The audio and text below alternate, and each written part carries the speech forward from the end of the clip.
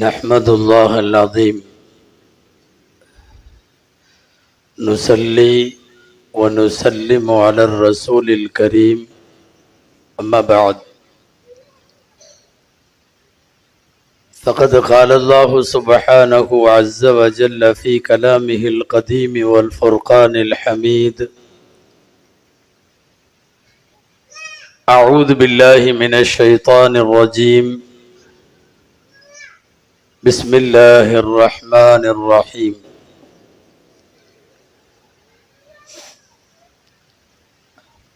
أورثنا الكتاب الذين اصطفينا من عبادنا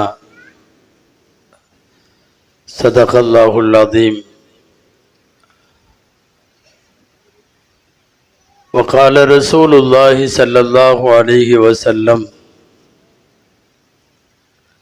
فمن أخذه أخذ بحظ وافر صدق رسول الله صلى الله عليه وسلم. அளவற்ற அருளாளனும் நிகரற்ற அன்புடையோனுமாகிய எல்லாம் வல்ல அல்லாஹுவின் பெயரால் துவங்குகிறேன்.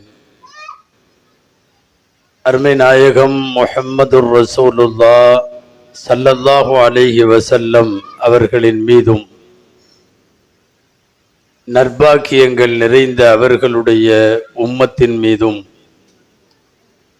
குறிப்பாக இந்த உயர்ந்த மஜ்லிஸிலே பங்கேற்றிருக்கிற நம் அனைவர் மீதும் எல்லாம் வல்ல அல்லாஹுவின் நல்லருள் என்றென்றும் நிறைவாக உண்டாவதாக. ஆமீன். கண்ணியத்திற்குரிய விழாவினுடைய தலைவர், மேடையிலே வீற்றிருக்கக்கூடிய சங்கைக்குரிய உலமா பெருமக்கள், மரியாதைக்குரிய இந்த மதரசாவினுடைய நிர்வாகிகள், இன்னமும் மேடையிலே வீற்றிருக்கிற சிறப்பு அழைப்பாளர்கள், சிறப்பு பேச்சாளர்கள், இலங்கையினுடைய பல்வேறு பகுதிகளிலிருந்து வருகை தந்திருக்கக்கூடிய மார்க்க அறிஞர்கள், சமுதாய பிரமுகர்கள், பட்டம் பெறக்கூடிய மௌலவிகள், அவர்களின் பெற்றோர், உறவினர்கள், வருகை தந்திருக்கிற உங்கள் அனைவருக்கும் என் ஆரம்பமான அஸ்ஸலாமு அலைக்கும் வரஹ்மத்துல்லாஹி வபரகாத்துஹ். அல்லாஹுவின் பேரருளால் அரபு கல்லூரியிலே 6 ஆண்டுகள் 7 ஆண்டுகள் ஓதி முடித்து பட்டம் பெறக்கூடிய மௌலவிகளுக்கு சனது என்கிற சமுதாய அர்ப்பணிப்பு சான்றிதழ் அவர்களுக்கு வழங்கப்பட்டு முஸ்லிம் உம்மத்திற்கு அவர்களை அர்ப்பணிக்கிற ஒரு நிகழ்ச்சிதான் பட்டமளிப்பு விழா என்பது. உலகத்திலே இருக்கக்கூடிய எல்லா கல்லூரிகளுக்கும் அரபு கல்லூரிகளுக்கும் இடையிலே வேறுபாடு உண்டு, நிறைய வேறுபாடு உண்டு. எல்லா கல்லூரிகளையும் விட ஒழுக்க விழுமியங்களை சார்ந்து மாணவர்களை உருவாக்குவது அரபு கல்லூரிகள். நான் குறை சொல்லுவதாக நினைக்க வேண்டாம். உலகத்தில் பல்வேறு கல்லூரிகளில் படிப்பு போதிக்கப்படுகிறது. அவர்கள் சார்ந்த நூட்கள், அந்த துறை சார்ந்த தகவல்கள் எல்லாம் போதிக்கப்படுகிறது, தேர்வுகளுக்கு தயார் செய்யப்படுகிறது. ஆனால் கல்லூரி மாணவர்களுடைய ஒழுக்கம், அவர்களின் நன்னடத்தை, அவர்களின் பண்பாடு, அவர்களின் கலாச்சாரம், இது குறித்தெல்லாம் கல்லூரிகள் கவனம் செலுத்தவில்லை என்பதில் ஓரளவு நாம் எல்லாம் ஒத்துக்கொள்கிறோம். நீ 100க்கு 100 மார்க் வாங்கணும், எங்க ஸ்கூல் அல்லது எங்க காலேஜ் சென்டம்%, நாங்க 100க்கு 100 பாஸ், எங்க கல்லூரி ஆல் பாஸ், இப்படிங்கிற இலக்கு மட்டும்தான் அவர்களின் நோக்கமே தவிர பையன் எப்படி இருக்கிறான், அவன் ட்ரெஸ் கோடு எப்படி இருக்கிறது, அவன் லைஃப் ஸ்டைல் எப்படி இருக்கிறது, அவன் தலை முடி கரெக்டாக வெட்டியிருக்கானா, அவன் கைகால் நகங்கள் எல்லாம் சரியாக வெட்டியிருக்கானா, அவனுடைய போக்கு எப்படி இருக்கிறது, இதிலெல்லாம் கவனம் செலுத்தக்கூடிய அளவுக்கு கல்லூரிகளுக்கு நேரம் இல்லை, அல்லது அவர்கள் விரும்பவில்லை. முழுக்க முழுக்க ஒழுக்க மாண்புகளை கருத்திலே கொள்ளுவது அரபிக் கல்லூரி மட்டும்தான். நான் பெருமையோடு சொல்லுகிறோம், பிற கல்லூரிகளை குறை சொல்லுவதற்காக சொல்லவில்லை, அரபிக் கல்லூரிகளின் நிறைவை சொல்லுவதற்காக சொல்லுகிறேன். இங்கே பாடத்தை விட ஒழுக்கத்திற்கு முக்கியத்துவம். அவன் கொஞ்சம் கூட ஆடை அந்த யூனிஃபார்ம்ல இருந்து மாற முடியாது. அவனுடைய லைஃப் ஸ்டைல், அவனுடைய ஹேர் ஸ்டைல், அவனுடைய நடை உடை பாவனைகள் எல்லாம் கவனிக்கப்படும். ஒழுக்கத்தை விட ஒழுக்கத்தை முக்கியத்துவமாக கருதக்கூடிய அநேகமாய் வேறு கலாசாலைகள் அகில உலகத்தில் அரபிக் கல்லூரிகளை தவிர வேறொன்றும் இல்லை. நல்லா தெரிஞ்சுக்கணும், இல்ம் என்பது அதபோடு சேர்ந்தால்தான். இல்ம் என்பது ஒழுக்கத்தோடு சேர வேண்டும். ஒழுக்கம் இல்லாததற்கு பெயர் இல்ம் அல்ல. அவன் எவ்வளவு வேண்டுமானாலும் படிக்கட்டும், பெயருக்கு பின்னாலே அந்த படிப்பு இந்த படிப்பு, BA MA MTech BTech PhD என்ன வேணாலும் போட்டுக்கொள்ளட்டும், ஒழுக்கம் இல்லாதவனுக்கு படிப்பு இல்லை. இல்ம் என்று சொன்னால் ஒழுக்கத்தோடு தான் இருக்கணும். பொதுவாகவே பப்ளிக் என்ன எதிர்பார்க்குது தெரியுமா? பப்ளிக் மனித சமூகம், இவன் படித்தவனா, அவன் கொஞ்சம் நல்லா இருப்பான், பண்பாடோடு இருப்பான் அப்படின்னு எதிர்பார்க்குது. அப்படி இல்லைன்னா, ஒரு சின்ன ஒரு சாம்பிள் சொல்கிறேனே, ஒரு உதாரணம். ஒரு சின்ன தெருவு, இந்த மாதிரி வெளியில் இருக்கிற ஒரு சின்ன சந்து, அதில் வண்டி ஓட்டிட்டு போகிறீங்க டூ வீலரில். யாராவது ஒரு பப்ளிக், ஒரு அப்பாவி, அவர் மேலே லேசா அப்படி ஒரு இடி இடிக்கிறீங்க. அவர் டப்புன்னு திரும்பி பார்த்துட்டு என்ன கேட்பாரு தெரியுமா? பார்த்தா படித்தவ மாதிரி இருக்கிற, இப்படி வந்து மோதுறேன்பார். நீங்கள் உடனே இதெல்லாம் என் சிலபஸில் வரலன்னு சொல்ல முடியாது. இது என்னுடைய இது அவுட் ஆஃப் சிலபஸ். சைக்கிள் ஓட்டுறதெல்லாமா, ஸ்கூட்டர் டூ வீலர் ஓட்டுறதெல்லாமா சொல்லி கொடுக்குறாங்க. நான் படித்தது பாட்டனி, பயாலஜி, ஜுவாலஜி, நான் அதுதானே படித்தேன்னு நீங்கள் சொல்ல முடியாது. படித்தவன் பப்ளிக்ல ஒழுக்கத்தோடு இருக்க வேண்டும் என்கிற எதிர்பார்ப்பு சமூகத்தில் இருக்கிறது. அந்த எதிர்பார்ப்பு ஒழுக்கத்துடன் கூடிய கல்வி என்பது அரபிக் கல்லூரிகளில் மாத்திரம்தான். வெறுமனே தகவல் தெரிவதற்கு பெயர் அல்ல இல்மு. எனக்கு இவ்வளவு தெரியும், நான் 40 புக்கு முடிச்சிட்டேன், நான் 100 புக்கு கம்ப்ளீட் பண்ணிட்டேன், நான் அத்தனை கிதாபு வாசிச்சு முடிச்சிட்டேன். இல்லை, ஒழுக்கமும் கல்வியும் சேருகிற இடத்திற்கு பெயர் இல்ம்.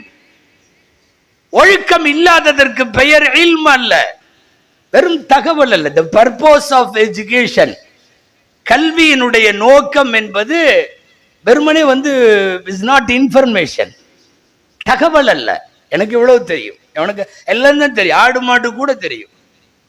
ஆடு மாடு நாய் நரி எல்லாத்துக்கும் நாலேஜ் இருக்கு. நம்ம நினைச்சுக்கிறோம் அவங்களுக்கு எல்லாம் நாலேஜ் இல்லை, நல்ல நாலேஜ் இருக்கு. ஒரு குச்சி வச்சுக்கிட்டு கூப்பிட்டு பாருங்களேன், ஆடையோ நாயவோ வரவே வராது. குச்சியை கீழே போட்டு கூப்பிடுங்க, வரும். நம்மளை விட ரொம்ப அட்வான்ஸாக இருக்கும். நாம் ஒரு கர்ச்சீஃபு துணி கீழே விழுந்து எடுக்கிறதுக்காக குனிஞ்சாலும் நாய் ஓடிரும், ஏன்னா இவன் கல் எடுக்கிறான்னு. எல்லாத்துக்கும் அறிவு உண்டு. சொல்ல போனால் நம்மை விட அட்வான்ஸாக இருக்கிறார்கள் சில விஷயத்துல. நாம தான் சொல்லிக்கிறோம், நாங்கள் எல்லாம் அஷ்ரஃபுல் மஹ்லூகாத், படைப்பினங்களில் ஆக சிறந்த படைப்பு. ஆனா நமக்கு இல்லாத புத்தி எல்லாம் சமயத்துல அதுக்கு இருக்கு, அதுக்கு நல்ல அறிவாற்றல் எல்லாம் இருக்கு. ஒரு ஸ்மெல், பூனை ஆடு மாடு எல்லாம் ஒரு ஸ்மெல் பண்ணும், நமக்கு இது ஒத்து வரும் சாப்பிடலாம், இது ஒத்து வராது நம்ம சாப்பிடக்கூடாது. ஒரு ஸ்மெல்லில் முடிவு பண்ணிடும். நீங்க ஒரு 1/2 கிலோ இறைச்சியை கொண்டு வச்சு ஆட்டுட்டியோ மாட்டுட்டியோ அடிச்சு சாப்பிட சொல்லுங்க, சாப்பிட்டுருமான்னு பார்த்துருவோம். என்ன அடிச்சாலும் சாப்பிடாது. காரணம் அதுக்கு தெரியும் இது நமக்கு ஒத்து வராது. அல்லது சிங்கமோ புலியோ கூப்பிட்டு உட்கார வச்சு ஒரு புல்லு கட்டு, ஆடு மாடுக்கு போடுற புல்லு கட்டை போட்டு அடின்னு அடிங்க சாப்பிட சொல்லி, அது நான்வெஜ். அது இந்த புல்லெல்லாம் அடிச்சாலும் சாப்பிடாது. புலி பசித்தாலும், ஒரு பழமொழி இருக்குல்லங்க, புலி பசித்தாலும் புல்லை தின்னது. என்ன அடிச்சாலும் சாப்பிடாது. நமக்கு எது ஆகுமோ அதை தின்னும். நமக்கு எது ஆகாதோ அதை தின்னாது. இந்த நாலேஜ் நம்மளை விட அட்வான்ஸா இருக்கு. ஒரு ஒரு ஒரு ஒரு ஒரு எக்ஸாம்பிள் சொல்லிட்டா, சுகர் பேஷண்ட்டுக்கு முன்னாடி ஸ்வீட்டை வைங்களேன், பிஸ்மில்லான்னு இவர் தான் ஃபர்ஸ்ட் எடுப்பார். சபையில் இருக்கக்கூடிய சுகர் பேஷண்ட் அல்லாதவங்களை விட இவர் தான் ஃபர்ஸ்ட் எடுத்து பிஸ்மில்லாம்பார். நான் ஹாஜியார் உங்களுக்கு சுகர் இருக்க, ஒரு அரை மாத்திரை கூட்டி போட்டுக்கலாம், டேப்லெட் கொஞ்சம் எக்ஸ்டெண்ட் பண்ணிக்கலாம்.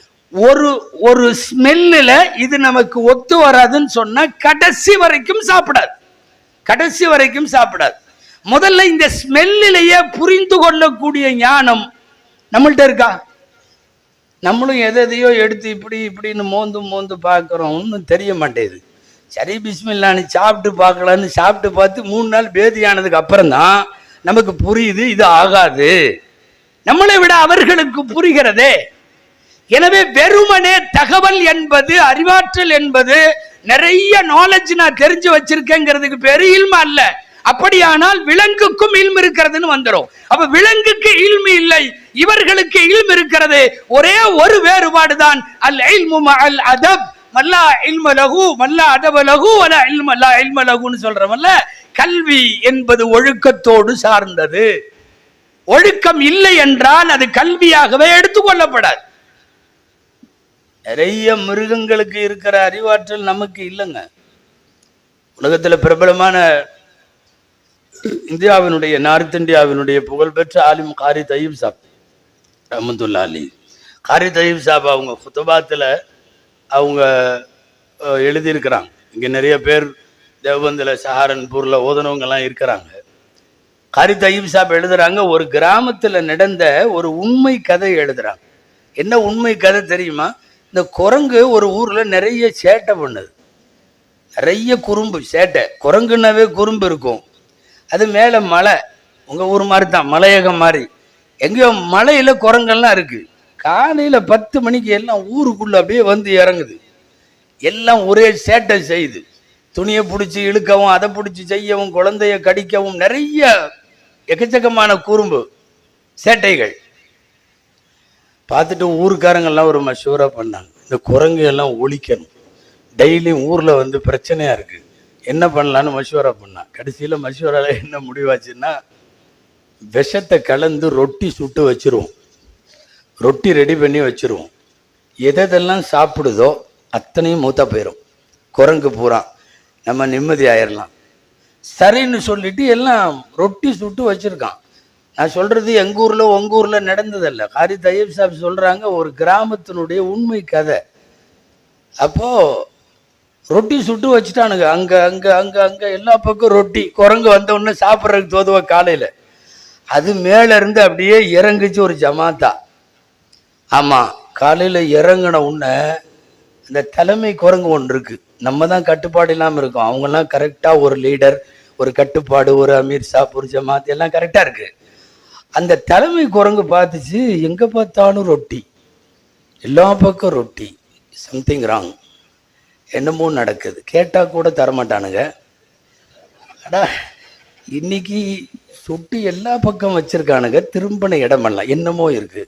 அது என்னன்னு புரியல, ஆனால் என்னமோ இருக்குது. இத்தனை பேர் கேட்காமையே தர்றேன்னா சொல்லிருச்சு, யாரும் சாப்பிடாத, யாரும் சாப்பிடாத நான் சொல்கிற வரையும் அப்படின்ட்டு. அது எடுத்து ஒரு ஸ்மெல் பண்ணிச்சு, பண்ணிட்டு வேலையை பார்த்துருக்கானுங்கன்னு கண்டுபிடிச்சிருச்சு.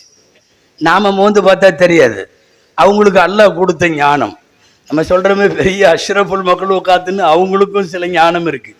ஸ்மெல் பண்ணி பார்த்துட்டு விஷம் இருக்குன்னு வச்சிருச்சு.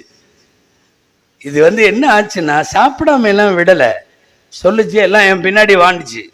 நேராக விறுவிறுன்னு மலையில் போய் நிறைய மரங்களுக்கு இடையில பர்டிகுலராக ஒரு மரம், அந்த மரத்தில் ஒவ்வொரு இலையை பிடுங்கி எல்லா குரங்கும் சாப்பிட்டுருச்சு. சாப்பிட்டு வந்து ரொட்டியும் சாப்பிட்டுருச்சு. விஷத்தை சாப்பிட்டால் விஷம் ஏறாமல் இருப்பதற்கு ரப்பு இலைகள் படைத்திருக்கிறான். அந்த மரம் குரங்குக்கு தெரியும், நமக்கு தெரியல, விலங்கினங்களுக்கு தெரியும். அதையும் சாப்பிட்டு இதையும் சாப்பிட்டுருச்சு. வந்து எல்லாம் பிஸ்மில்லான்னு கிளீனா. இங்கே உள்ளவெல்லாம் ஒரே சந்தோஷம், முடிச்சது இன்னைக்கு எல்லாமே மவுத்துன்னு. ஒரு குரங்கு மவுத்தால, ஊரில் 2-3 ஆட்சியார் தான் மவுத்தானாரு, யாரும் எந்த குரங்கு மவுத்தாகலை. அன்பானவர்களை, நான் சொல்ல வருவது வெறுமனே தகவல் தெரிகிறது, நாலேஜுக்கு மட்டும் பேரு இல்மல்ல. தமிழ்ல 2 வார்த்தை இருக்கு தெரியுமா? கல்வின்னு ஒண்ணு, படிப்புன்னு ஒண்ணு. கல்லூரிகள் தருவதற்கு பெயர் படிப்பு. காரணம், சில நேரம் ஒழுக்கத்தோடு இருக்கும், சில நேரம் ஒழுக்கம் இல்லாமல் இருக்கும். கல்வி என்பது ஒழுக்கத்தோடு சேர்ந்தால் மட்டும்தான் கல்வி. அந்த ஒழுக்கத்தை சேர்த்து போதிப்பது உலகத்தில் அரபு கல்லூரி மாத்திரம்தான். இங்க மாணவர்கள்ல 40 மார்க் 100க்கு வாங்குற மாணவர் இருப்பார். ஆனா ஒழுக்கத்துல அவர் 99ல தான் இருப்பார். பாடம் சப்ஜெக்ட் வைஸ் உள்ள மார்க்ஸ் அது முன்ன பின்ன இருக்கலாம், ஒழுக்கத்தோடு சேர்ந்து உருவாக்குவது இதுதான் காரணம். ரசூலுடைய இல்மு என்பது அந்த வரிசையில வந்தது. அத்தபனி ரப்பி ஃபஅஹ்ஸன தஅதீபி, அல்லமனி ரப்பி ஃபஅஹ்ஸன தஅலீமி. என் ரப்பு எனக்கு ஒழுக்கம் கற்பித்தான். ஸல்லல்லாஹு சொல்றாங்க. ஹஜ்ரத் சொன்னாங்க இல்லையா, வரசத்துல் அம்பியான்னு சொல்லி, நபிமார்களின் வாரிசுகள். நபிமார்களின் வாரிசுகள் வெறும் துறை சார்ந்த படிப்பு படிப்பவர்களுக்கு பெயர் அல்ல. நபிமார்களின் வாரிசுகள் என்பவர்களுக்கு நபிமார்களிடமிருந்த அதபு வழி வழியாக வரும். ரசூலுல்லாஹ் சொல்றாங்க, அத்தபனி ரப்பி, என் ரப்பு எனக்கு ஒழுக்கம் சொல்லி கொடுத்தான். ஃபஅஹ்ஸன தஅதீபி, அழகிய ஒழுக்கத்தை கற்பித்தான். ஃபர்ஸ்ட் ஒழுக்கம் முடிஞ்சது. 2வது வரியில தான் சொல்றாங்க, அல்லமனி ரப்பி, அல்லாஹ் எனக்கு கல்வி கற்றுக் கொடுத்தான். ஃபஅஹ்ஸன தஅலீமி, எனக்கு அந்த கல்வியை இறைவன் அழகாக கொடுத்தான். ஒழுக்கத்தை கொண்டு வருவதுதான் அரபிக் கல்லூரிகளினுடைய முதல் கடமை. அதனால் தான் கல்லூரிகள்ல நீங்க ஃபிக்ஹ், ஹதீஸ், தப்சீர் என்றெல்லாம் துறை படிப்புகளை காண ஒழுக்கத்தை, ஆன்மீகத்தை, பண்பாட்டை சொல்லி தரக்கூடிய தஸவ்வுஃப் கிதாபுகள் எல்லா கல்லூரியிலும் இருக்கு. எல்லா கல்லூரியிலும் வச்சிருக்கு. இஹ்யா உலூமுத்தீன் எல்லா மதரசாக்கள்லையும் இருக்கு. இஹ்யா உலூமுத்தீனுடைய இமாம் கஸாலியினுடைய உயிர் பெற்ற அந்த உயிரோட்டம் உள்ள கிதாப், 1 பாடம் 2 பாடமாவது ஏதாவது ஒரு கிதாப், ஒரு பாபாவது படிச்சு கொடுத்துருவாங்க. காரணம், ஒழுக்கம் என்பது இது போன்ற கிதாபுகளின் வழியாகத்தான் வரும் என்கிற காரணத்தால். அந்த அடிப்படையில் எஹ்யாவெல்லாம் ஒரு நேரத்தில் இப்பதான் நாம கொஞ்சம் ஓதுறோம். முடிக்கிறாங்களோ இங்க உள்ள இலங்கை கல்லூரிகள்ல? முடிக்கிறது இல்லை, கொஞ்சம் ஓதுறோம். நம்மளாம் அப்படிதான் ஓதுறோம், கொஞ்சம் தான் ஓதுறோம். ஒரு நேரத்தில் ஃபுல்லா ஓதுவாங்க. பகதாதை பொறுத்தவரை ஞானமா மேதைகள் இஹ்யா உலூமுத்தீன் கஸாலியுடைய இமாம் ஃபுல்லா முடிச்சாதான் ஆலிமே. ஒரு நேரத்தில் இப்படி கூட ஒரு சொல் வழக்கு இருந்தது, மல்லம் யக்ரஇல் இஹ்யா ஃபலைஸ மினல் அஹ்யா. ஒருத்தன் இஹ்யா ஓதலைன்னா அவன் மையத்து, அவன் இஹ்யா இல்லைன்னா அவன் அஹ்யாவே இல்லை, அவன் மையத்தா போனவன். அட்டை டு அட்டை இஹ்யா உலூமுத்தீன் முடிக்கணும், அதுக்கப்புறம் தான் சனது கிடைக்கும். காரணம் என்னன்னா, நாம் வெறுமனே தப்சீர் ஹதீஸை ஓதுபவர்கள் அல்ல, நாம் வெறுமனே ஃபிக்ஹ் நஹ்வை ஓதுபவர்கள் அல்ல. அதை தாண்டிய ஒழுக்க விழுமியங்களை சொல்லி தருவதுதான் இது. அந்த அடிப்படையில் இன்றைக்கு பட்டம் பெறக்கூடியவர்கள் ஒழுக்கத்தோடு கூடிய கல்வி. இந்த வேற கல்வி எல்லாம் படிச்சா பிரச்சனை இல்லை, அந்த கல்வியை விட்டுட்டு வேற டிபார்ட்மெண்ட்டுக்கு கூட போயிடலாம். அவரு பிகாம் படிச்சிருப்பாரு, அதை விட்டு போட்டு அவர் பாட்டுல மளிகை கடை வைப்பாரு, யாரும் ஒன்றும் சொல்ல மாட்டாங்க பெருசா. ஆனா நீங்க ஆபீஸ் ஆகி ஆலிமாகி எல்லாம் விட்டுட்டு மளிகை கடை வச்சுட்டு உக்காந்தா, என்ன ஹஸ்ரத் அத்தனை வருஷம் எல்லாம் அங்கே எல்லாம் ஓதி பட்டம் எல்லாம் வாங்கிட்டு என்ன அரிசி பருப்பு வியாபாரமா அப்படின்னு கேட்பாங்க. நாம இந்த துறையை விட்டு போக முடியாது. சமுதாயத்துல என்ன நடந்தாலும் நம்மளை தான் பேசுவாங்க. மாரிஃபுல் குர்ஆன் எழுதி தந்த அல்லாமா ஷஃபீ சாப் ரஹ்மத்துல்லாஹி அலைஹி ஒரு இடத்துல அவங்க எழுதுறாங்க, உலமாக்களை பத்தி. உலமாக்கள் மலாமத்தி ஃபிர்கான்னு எழுதுறாங்க. அப்படின்னா என்ன அர்த்தம்னா, திட்டுவாங்கிற கூட்டம். யாரு வேணாலும் திட்டுவான், எல்லாத்திட்டையும் திட்டுவாங்கிற கூட்டம். மலாமத்தி ஃபிர்கான் பேர். என்ன என்ன நடந்தாலும் அதற்கு தான் பொறுப்பு. அரபியில ஒரு கவிதை உண்டு, ஃபைன் குன்த லா தத்ரி ஃபதில்க முஸீபத்துன் வ இன் குன்த தத்ரி ஃபல் முஸீபத்து அஅதமு. உனக்கு தெரியலன்னு வைங்களேன், ஏதாவது ஒரு விஷயம் தெரியலைங்கிறது ஒரு முசீபத்து, ஆனா தெரிஞ்சிச்சுன்னா பெரிய முசீபத்து. அந்த மாதிரி மார்க்கத்தை பற்றி அதிகமா ஓதல அப்படின்னா நம்மள்ட்ட ஜஹல், எனக்கு தெரியாதுங்கிறது ஒரு சின்ன முசீபத்தானமா. இல்ல நான் எல்லாம் படிச்சு முடிச்சுட்டேன், 3 வருஷம் ஹாஃபிஸ், 7 வருஷம் மௌலவி, 1 வருஷம் காரி, 1 வருஷம் முஃப்தி, 1 வருஷம் அது எல்லாம் முடிச்சிட்டேன்னா பல் முசீபத்து ஆதமும், முசீபத்து ரொம்ப பெரிய முசீபத்துன்னு அர்த்தம். இதிலே ஒழுக்கம் சார்ந்த இந்த இல்மில் இறுதி வரை நிலைத்திருக்க வேண்டும் என்பதுதான் இந்த படிப்பினுடைய இது. நீங்க எந்த கல்லூரி பட்டமளிப்பு விழாவிலையும் நீங்க நல்லா சம்பாதிங்க, ஃபாரின் போங்க, வீடு கட்டுங்க, வாசல் கட்டுங்க, அதை பண்ணுங்க, இதை பண்ணுங்க என்று பேசுவார்கள். ஆனால் அரபு கல்லூரிகளுடைய பட்டமளிப்பு விழாக்களில் மட்டும்தான் நாங்கள் என்ன பேசுகிறோம்? காலமெல்லாம் தீன் சேவை செய்யுங்கள், காலமெல்லாம் பள்ளிவாசல்களில், மெஹராபுகளில், மதரசாக்களில், மக்தபுகளில் குழந்தைகளுக்கு அலிஃபா சொல்லிக் கொடுக்கிற பணியாக இருந்தாலும் சரி, மௌலவிகளை உருவாக்குகிற மதரசாக்களாக இருந்தாலும் சரி, இது போன்றெல்லாம் நீங்கள் உருவாக்குங்கள். பொதுவா நிறைய உருவாக்கிட்டு போயிடுறாங்க, உருவாக்கி விட்டு போய் விடுகிறார்கள். காலம் போனது. மிகப்பெரிய இன்வெஸ்ட் முதலீடு இந்த கல்லூரிகள் எல்லாம். இந்த அரபி கல்லூரியை உருவாக்குனவங்களும் பாடுபட்டவங்களும் நாளைக்கு மௌத்தாயி கபரில் போய் படுத்தாலும் ரொம்ப ஜம்முன்னு படுத்திருக்க வேண்டியதுதான். காரணம், அந்த பிரீமியம் வந்துக்கிட்டே இருக்கும், வந்துக்கிட்டே இருக்கும். ஃபிக்ஸ்டு டெபாசிட் மாதிரி நிறைய மதரசாக்கள், இலங்கையில் 100 வருஷத்தை தாண்டிய மதரசாக்கள்லாம் உண்டு. உருவாக்கியவர்களெல்லாம் போய் உறங்க போய்விட்டார்கள். ஆனால் அவங்க கபருக்கு போய்கொண்டே இருக்கிறது. எக்கச்சக்கமான நன்மைகள். நிறைய அப்படிப்பட்ட மதரசாக்களை உருவாக்கியவர்கள் நிம்மதியோடு இருக்கிறார்கள்.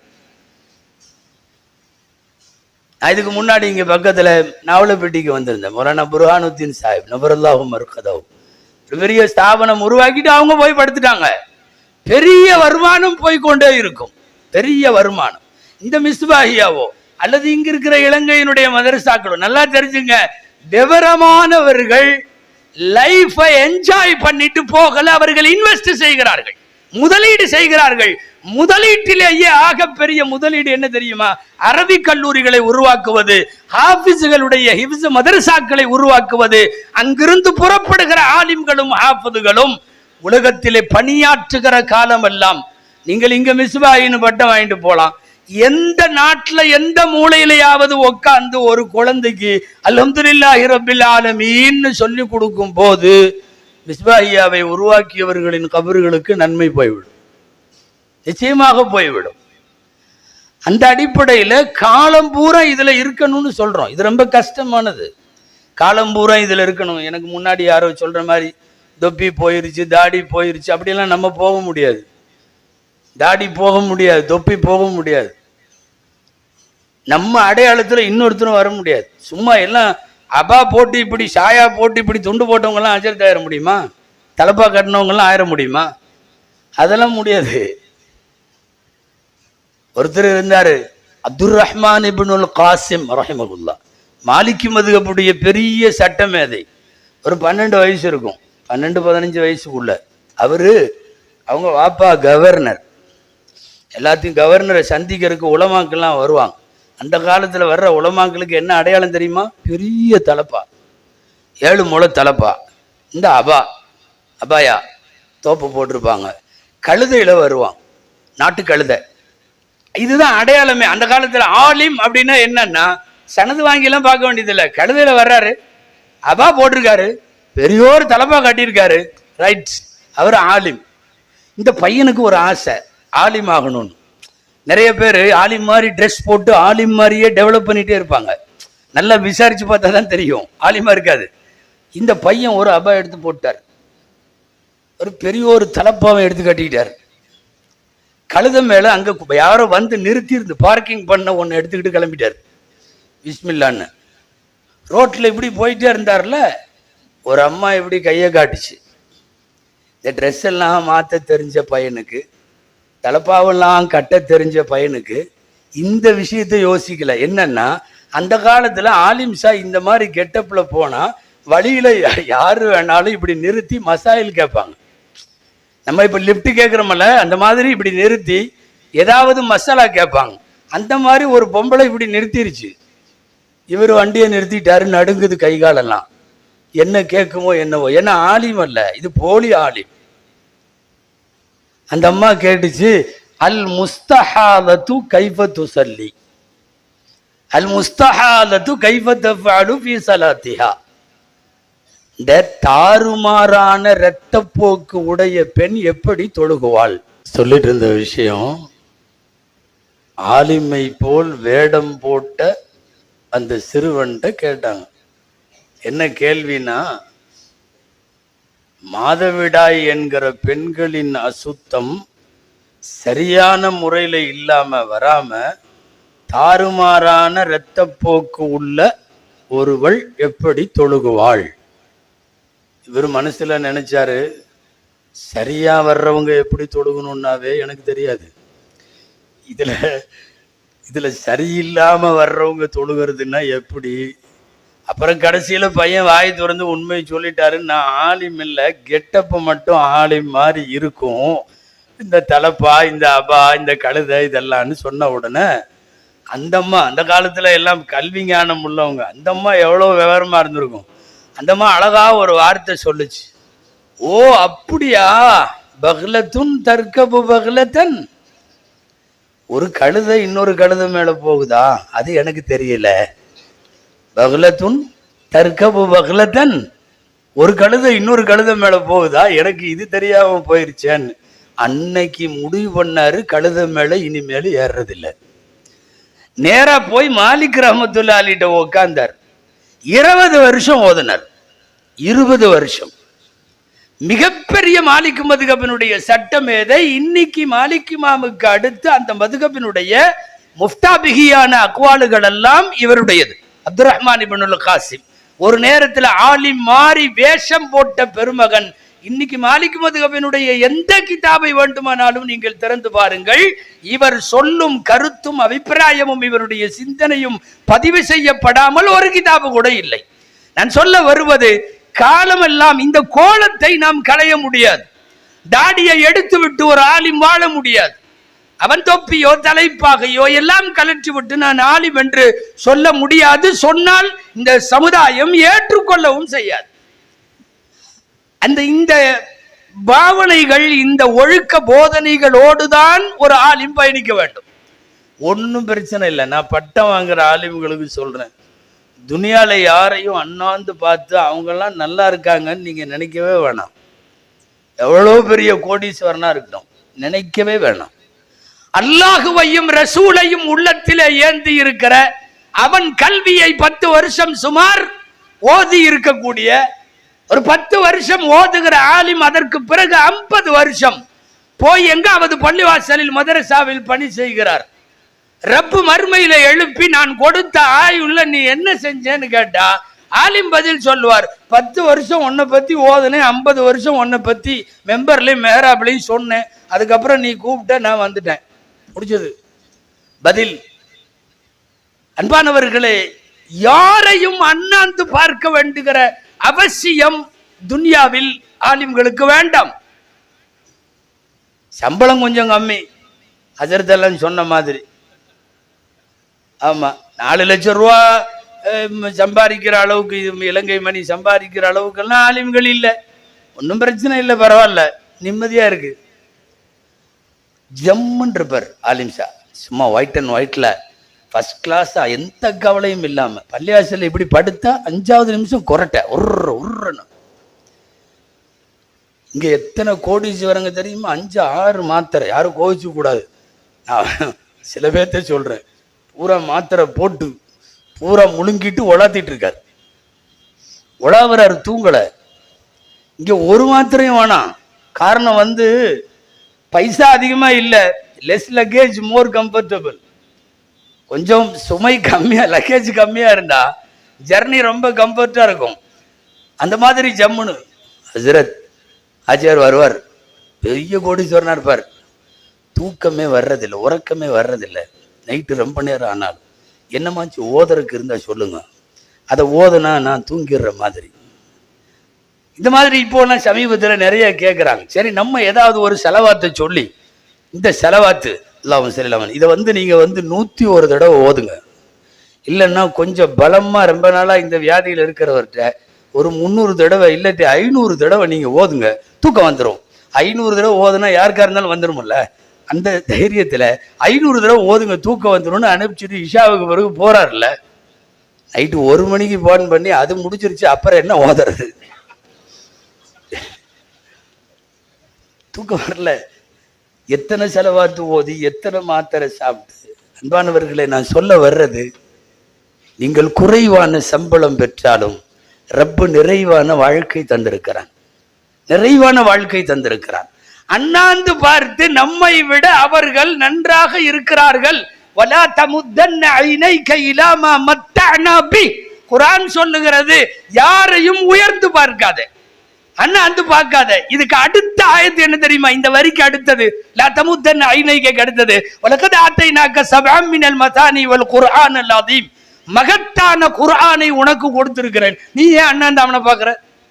குர்ஆன் கொடுத்திருக்கிறான், தப்சீர் கொடுத்திருக்கிறான், சபஅம் மினல் மதானி கொடுத்திருக்கிறான். அதனால லா தமுத்தன்ன ஐனைக, கண்களை உயர்த்தி அடுத்தவர்களை பார்க்க வேண்டும் என்கிற அவசியம் நமக்கு கிடையாது. நான் விரைந்து முடிக்க வேண்டும் இங்கே உள்ள அடுத்த நிகழ்ச்சிகளுக்கு வழிவிட்டு. அன்பானவர்களை, நான் கடைசியாக சொல்ல வருகிறேன், துன்யா யாருக்கு வேணாலும் கிடைக்கும். ஆலிமுக்கும் கிடைக்கும், ஆலிம் அல்லாதவங்களுக்கும் கிடைக்கும். ரதீனா கிஸ்மத்தல் ஜப்பாரி ஃபீனா. அல்லாஹ் நமக்கு விதித்த விதி, நீ ஆலிமாக இருந்து மக்களுக்கு மார்க்கப்பணி செய்ய வேண்டும் என்கிற ரப்பின் விதியை ரதீனா நாம் பரிந்து கொள்ள வேண்டும். ஸல்லல்லாஹு அலைஹி வஸல்லம் நமக்கு சொல்லி கொடுத்த அழகிய துஆக்கள்ல ஒண்ணு என்ன தெரியுமா?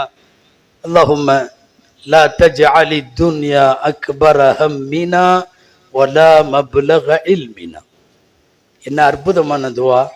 காலமெல்லாம் ஸல்லல்லாஹு அலைஹி வஸல்லம் பிரார்த்தித்த துஆ. துன்யாவை அக்பர ஹம்மினாவாக ஆக்கி விடாதே.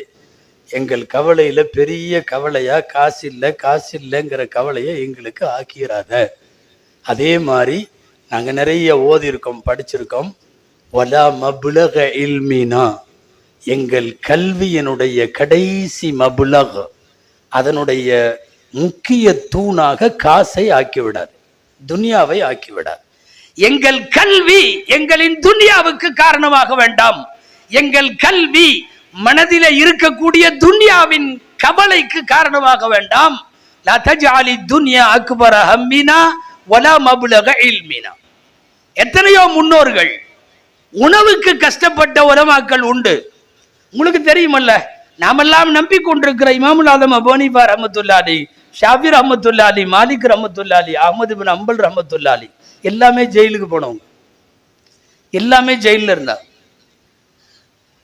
ஒரு சில வரலாற்றாசிரியர்களுக்கு அடுத்தபடி இமாமுல் ஆலமுடைய ஜனாசா ஜெயிலில் இருந்தா வெளியே வந்துச்சு என்பது ஒரு கருத்து. எவ்வளவு கஷ்டப்பட்டார்கள். இமாம் அஹ்மத் இப்னு ஹம்பல் ரஹ்மத்துல்லாஹி அலைஹி, மிருகத்தை அடிச்சிருந்தா கூட அந்த அளவுக்கு மிருகம் இறந்து போயிருக்கும் என்கிறார்கள். சிறையில் அவர்கள் பட்ட கஷ்டம். தலை கீழே இப்படி கட்டி, தலை கீழையும் கால் மேலையும் வச்சு கட்டி தொங்க விட்டுருந்தாங்க, மியூசியத்துல தொங்க விடுற மாதிரி. மாலிக் ரஹ்மத்துல்லாஹி அலைஹி ஒரு கட்டத்தில் அரசுகளுக்கு எதிராக ஃபத்வாக்கள் கொடுத்த போது மொட்டை அடிச்சு எல்லாம் எடுத்து தாடியெல்லாம் சவர செஞ்சு கரும்புலி செம்புலி எல்லாம் குத்தி கழுதையில உட்கார வச்சு சின்ன பசங்களை எல்லாம் பின்னாடி அனுப்பிச்சு விட்டு இமாம் மாலிக் ரஹ்மத்துல்லாஹி அலைஹி ஊருக்குள்ள அனுப்புனாங்க. ஒரு மிகப்பெரிய ஆலிம். லா யுஃப்தா வ மாலிகுன் ஃபில் மதீனா. மதீனாவிலே மாலிக் இமாம் இருக்கிறவரை யாரும் ஃபத்வா கொடுக்க முடியாது என்கிற அளவுக்கு புகழ் பெற்ற ஆலிம்.